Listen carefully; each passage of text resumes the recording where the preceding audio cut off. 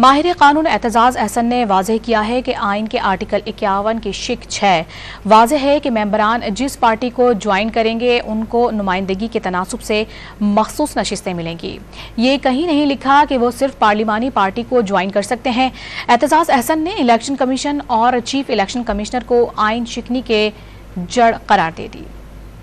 Article 51(6) ये कहता है कि उस पार्टी को जिस पार्टी के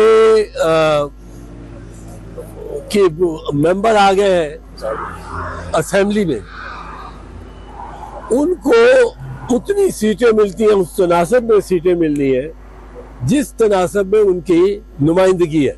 ये कहीं भी नहीं लिखा कि वो पार्टी जिसमें ये शमूलियत इख्तियार करना चाहिए वो पार्लियामेंट में हो। असल जो जड़ है कानून शिकने की और आइन शिकने की, वो इलेक्शन कमीशन और चीफ इलेक्शन कमीशन